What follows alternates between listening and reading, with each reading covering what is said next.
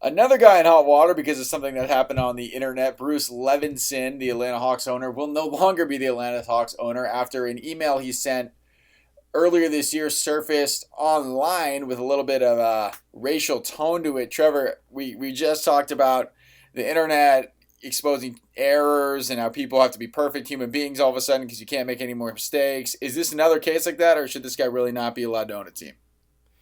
I mean, I don't think, first of all, I don't think he really wants to own a team anymore. From the emails, it was pretty clear that he didn't see the Hawks as a financially, positive business decision in his life.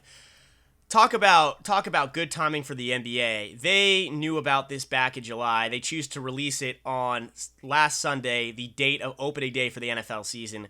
Combine that with the Ray Rice and Penn State issues going on right now, and they couldn't have probably picked a perfect time in the last 20 years to release this type of story. Rumors have it that Donald Sterling's lawyers potentially could have found this dirt on him. We're not clear if he just divulged this information on his own or if it supposedly came out in some emails when they were deciding if they wanted to sign Luol Deng with some racism from their GM Danny Ferry.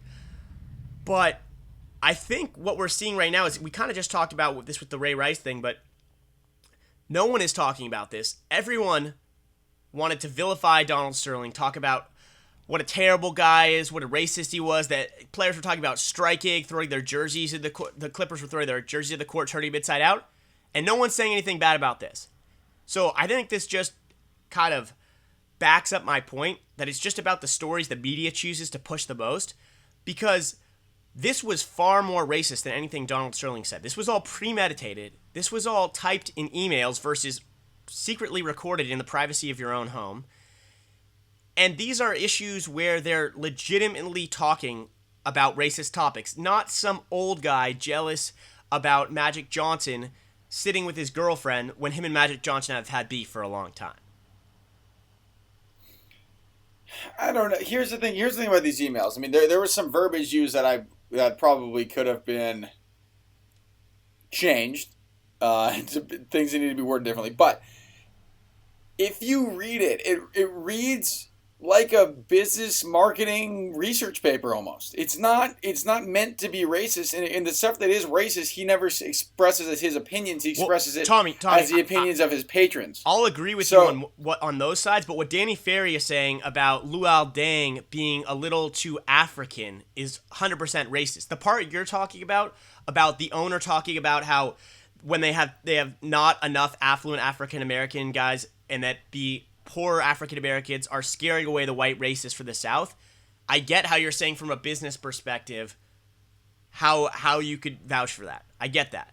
But when Danny Ferry's talking about how that this player has a little African in him and that it's a guy who would have a nice store out front but sell you counterfeit stuff in the black, as an NBA GM sending that in a business email, that is worse than what Donald Sterling's saying.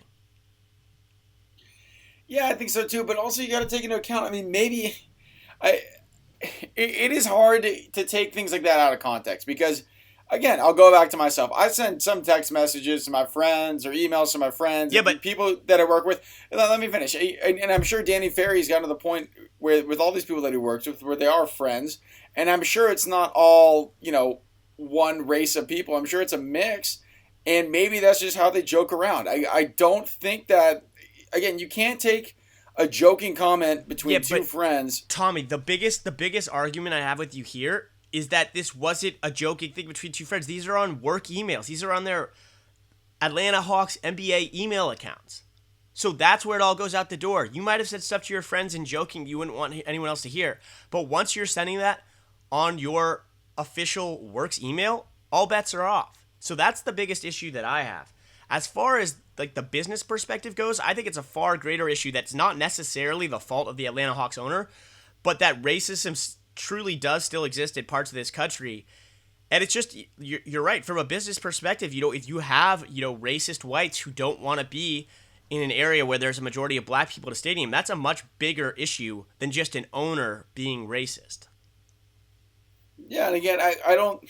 Part of me thinks that this guy doesn't want to own the team anymore because he's not really putting up a fight at all. He's like, I guess you can buy the team for me. Like, I'm sorry.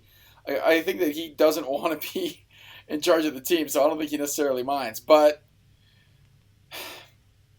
It's just again, it goes back to the fact where you can't say anything or do anything wrong anymore, especially if you're in a position But of where people are looking at you it, because everything is recorded and everything is there for eternity now. So it Tommy, is very tough. one more thing I was thinking about though, isn't it a little funny that pretty much anything you do in America, if you just come out and say you were wrong and say you were sorry for it, no one really says anything. It's only when stuff comes out when you were trying to deny it or hide it do you really get in so much trouble. You look at what happened with Ray Rice. You look at what happened with Donald Sterling. These are people trying to hide stuff, spin the story differently than it occurred, and then everything backfires on them. This guy comes out, releases all the emails, does this PR perfectly, saying, after the Donald Sterling thing, he realized that some of the stuff that he said was racist and he shouldn't be in the position, even though it's pretty clear as a businessman, as a billionaire that he is, that he knows everything he's doing right now. He wants to sell this team. He wouldn't be releasing this stuff if he didn't want to sell the team. But no one's vilifying him at all. No one's saying anything. No one's really going after him at all. He just said he was sorry. He knows he's in the wrong, and he's getting rid of the team. And I just think it's funny. Imagine if Ray Rice came out, showed the video to America, said I hit my wife in the elevator. It's the biggest mistake of my life. Every night I go to bed crying and I wake up and I don't know what to do. And we're working on a relationship, and I know people are gonna criticize why she's staying with me, but we're trying to make it work. And I'm suspending myself from a year from the NFL because I just have to deal with my family right now. No one would be saying anything and be welcome back in the league next year. Yeah, that's old saying. The cover-up's worse than the crime, and I totally agree. I think that if you, it's a life. I know this is a sports blog. We shouldn't be talking about our life opinions, I guess. But my opinion on life is if you're honest with people, even if it's difficult, even if you've done something wrong and you admit fault, you are always better off than trying to hide it or skirt the issue and having someone else find out later. And no matter what it is. I couldn't agree with you more. And it seems like no one in any powerful position, whether it's government or sports or whatever it may be, has still figured that out. We saw that with Josh Shaw. We see it every day. You could literally pretty much do anything besides murder someone. I'm even bringing domestic abuse into this. I'm saying if you apologize in a way that actually seems sincere, and you're not just trying to dive back into, play tomorrow, you actually said, you know what, and you self-punish yourself, it's very, very rare for people to continue to bring up this story and go after you. Yeah, because the story's dead. And that's where it comes back to the media just wanting clicks in a story when it's all about the bottom line. It's all about the dollar, whether it's the media. I find it ridiculous to think that every person in the media and every person out there right now actually has a moral compass that cares about this. They just, it's just clicks. It's just money in their pocket. Yeah, and half the people who are jumping on the bandwagon who are making those clicks are all acting all high and mighty like they've never done anything wrong in their lives. So, yeah, I couldn't agree with you more.